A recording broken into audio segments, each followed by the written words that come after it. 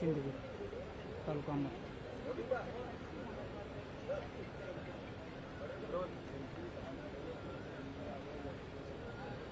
या हिंदुस्थानामध्ये हिंदू धर्माच्या रक्षणासाठी, हिंदू मंदिरांच्या जीर्णोद्धारासाठी आणि छत्रपती शिवाजी महाराजांची हिंदवी स्वराज्याची भगवी पताका छत्रपती शिवाजी महाराजांच्या पश्चात काही मोजक्या घराण्यांनी खांद्यावरती घेतली. त्यामध्ये अग्रेसर असणारं घराणं हे होळकर घराणं आणि त्यांच्या या वारसा चालवणाऱ्या पुण्यश्लोक अहिल्यादेवी होळकर यांच्या जयंतीचं हे 300वें वर्ष आहे.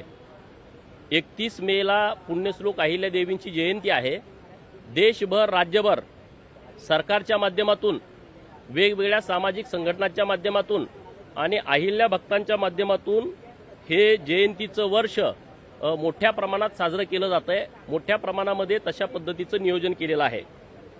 परंतु 2-3 दिवसापूर्वी माननीय संभाजीराजे यांनी 31 मे अल्टिमेटम देऊन छत्रपती शिवाजी महाराजांच्या रायगडावरील वाघ्या कुत्र्याचा पुतळा हटवा अशा पद्धतीचं एक पत्र दिलेलं आहे आणि ते पत्र व्हायरल झालेलं आहे. 31 मेच तारीख देण्याचं कारण काय आहे असा प्रश्न माझ्यासारख्या अन्य हजारो लाखो अहिल्या भक्तांना पडलेला आहे. मुळामध्ये वाघ्याचा पुतळा हटवण्याचा प्रयत्न 2012ला संभाजी ब्रिगेडच्या माध्यमातून झाला होता. छत्रपती संभाजी महाराजांच्या लॉन्चिंगमध्ये जे संभाजी ब्रिगेड पुढे असतं त्यांनी तो प्रयत्न केला होता. परंतु तेव्हा या होळकर भक्तांनी विरोध केल्याच्या नंतर पुन्हा तो पुतळा तिथं बसवण्यात आला होता. परंतु आता मी सातत्यानं चर्चा बघतोय. काली काही लोकांच्या चर्चा मी आपल्या मीडियामध्ये बघितल्या की ते कपोकल्पित आहे, ते छत्रपती शिवाजी महाराजांचा अपमान करण्यासाठी बसवलेलं आहे असे हे ब्रिगेडी बोलत आहेत. शरद पवारांना पाहिजे तशा पद्धतीचं राजकारण करण्यासाठी छत्रपती शिवाजी महाराजांच्या इतिहासाची मोडतोड करणं, त्यांना पाहिजे तसा इतिहास पुढे आणणं आणि एखादा वाद निर्माण करण्याच्या दृष्टिकोनातून हे ब्रिगेडी लोक सातत्यानं प्रयत्न करत राहत आहेत. छत्रपती शिवाजी महाराज जिवंत असताना, काल तुम्हाला काही जे इतिहास संशोधक आहेत, मी काही इतिहास संशोधक नाही आहे, परंतु संजय सोनावणी साहेब यांनी सविस्तरपणे याविषयीची माहिती मीडियाच्या समोर दिलेली आहे. त्यातला एक विषय मला आपल्या समोर आणणं अत्यंत महत्त्वाचं आहे की 1678 साली शिवाजी महाराजांनी दक्षिण दिग्विजय केला होता आणि तेव्हा परतताना त्यांनी कर्नाटकातील गदग प्रांतातील बेलवडी येथील गडीला वेढा घातला होता.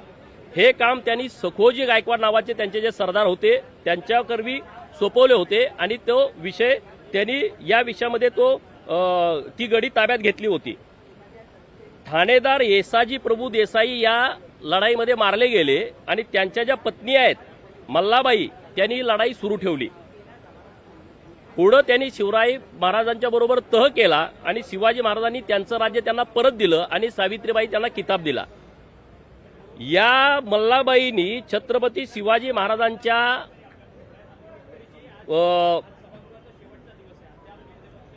त्यांच्या सन्मानार्थ काही पाषाण शिल्प त्या भागामध्ये तयार केली होती. अनेक ठिकाणी केलेले आहेत मंदिराच्या बाहेर. तर त्यातलं एक आहे शिल्प धारवाडच्या उत्तरेत असलेल्या यादवाड नावाच्या खेड्यात मारुतीच्या दक्षिणाभिमुख देवळाच्या पश्चिमेस असून त्याची उंची 3 फूट, रुंदी 2.5 फूट आहे. शिल्पाचे 2 भाग आहेत. खालच्या भागामध्ये छत्रपती शिवराय मांडीवर बसलेले आहेत आणि शिल्पाच्या वरच्या भागात घोड्यावर स्वार झालेले छत्रपती शिवाजी महाराजांची प्रतिमा आहे आणि या शिल्पासोबत शिवरायांच्या सोबत चाललेला एक कुत्रा दाखवलेला आहे. म्हणजे छत्रपती शिवाजी महाराज जिवंत असताना हे शिल्प तयार केलेलं आहेत.